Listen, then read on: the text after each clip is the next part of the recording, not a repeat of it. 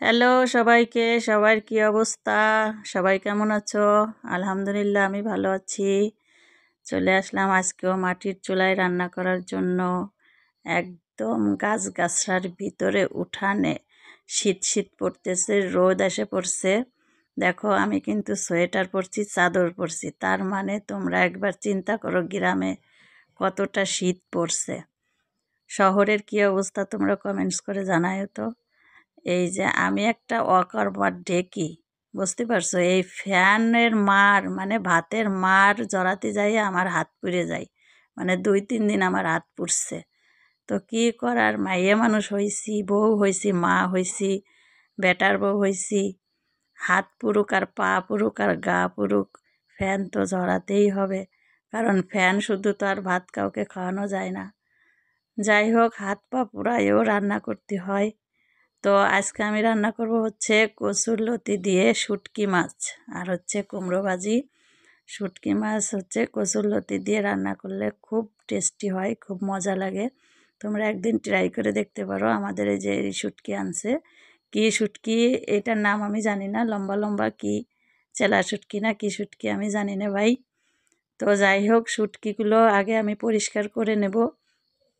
সেজন্য আমি চুলার উপরে পানি দিয়েছি, পানির ভিতর পানিটা একটু গরম হয়ে গেলে ওর ভিতর হচ্ছে মাছ দিয়ে সুন্দর মতো মানে ওই উপরের যে ওর খোসাটা আছে, যে আঁশটা আছে, ওইটা একদম উঠাইয়ে সুন্দর মতো পরিষ্কার করে নিতে হবে। কারণ হচ্ছে শুটকি মাছ সুন্দর মতো পরিষ্কার করে না রান্না করলে হচ্ছে শুটকি শুটকি একটা গন্ধ থাকে, একদম বিশ্রী লাগে। তো এই যে ফুটন্ত পানিতে, ফুটন্ত পানি না মানে একটু ফুটন্ত থেকে একটু কম করে ওর ভিতর হচ্ছে গরম পানির ভিতর মাছগুলো দিয়ে দিয়ে এটা হচ্ছে চালনে করে ট্যাপের নিচে দিয়ে আমি সুন্দর মতো পরিষ্কার করে নিয়ে আসছি। আর গরম পানির ভিতরে দেওয়ার সাথে সাথে হচ্ছে মাছগুলোর মাথা একদম আলাদা হয়ে যায়। তো আমি এই যে শুটকি মাছগুলো ধোয়ার জন্য নিয়ে যাচ্ছি। তো ধুয়ে আমি চলে আসছি রান্নায়। ধোয়াটা তোমাদের দেখালাম না, তো ধোয়ার পদ্ধতি তো তোমাদের বলেই দিলাম। তো সব ধরনের মশলা, কাঁচামরিচ দিছি আমি, আজকে শুকনো মরিচ দিব না, কারণ যেহেতু কচুরলতি, কচুরলতিতে কাঁচামরিচ দিলে খুব মজা লাগে। তো রসুন বাটা, জিরে বাটা, পেঁয়াজ বাটা দিছি, আর হচ্ছে কাঁচামরিচ ফালি করে কেটে দিয়েছি। তো এই যে দেখো কালারটা কত সুন্দর আসছে। কাঁচামরিচের রান্না আসলেই খুব সুন্দর লাগে আর শরীরের জন্য খুব ভালো। তো আমি কাঁচামরিচ দিয়েই রান্না করার চেষ্টা করি বেশি, কারণ রেজা সাহেব হচ্ছে কাঁচামরিচের রান্না খুব পছন্দ করে। আর দেখো মাটির চুলোয় রান্না করার মতো মানে মজাই অন্যরকম।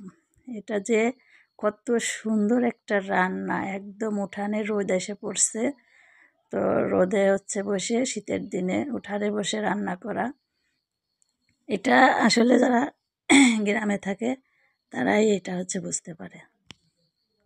তো রান্নাটা প্রায় হয়ে গেছে। দেখো আমি লবণ টবণ সব ঠিক আছে কিনা চেক করার জন্য একটু খালাম। আর রান্না করতেছি, আমার শাশুড়ি 1 গামলা হচ্ছে মুড়ি আর হচ্ছে বাতাসা এনে দিয়ে গেছে যে খাও। পরে কি করব, এখানে বসেই 2-3 গাল খাইলাম। বাতাসা আর মুড়ি খুব একটা মজাদায়ক খাবার। আর হচ্ছে কুমড়ো ভাজিটা করব। বোয়া রান্না করা তো শেষ হয়ে গেছে, কুমড়ো ভাজিটা করলেই হয়ে যাবে। তো আজকে দুপুরে আর বেশি রান্না করব না, শুধু এই কচুরলতি আর হচ্ছে এই কুমড়া ভাজি দিয়েই আজকে চলবে। রাত্রে আবার গরম গরম ভাত রান্না করব, ঘরেই রান্না করব রাইস কুকারে। আর সব সময় তো আর উঠানে বসে কুয়াশার মধ্যে রান্না করা যায় না, রাত্রে হচ্ছে ঘরেই রান্না করি। শুধু দুপুরটাই আমি হচ্ছে মাটির চুলায় রান্না করার চেষ্টা করি।